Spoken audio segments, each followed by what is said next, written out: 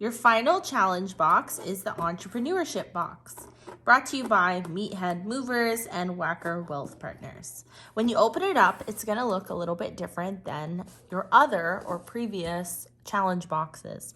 The materials will all be on top. Go ahead and set those aside. You'll need them later. You can find that the directions will be on top of the construction paper, which you'll also need later. Go ahead and put everything back inside, and you can grab it as you need it.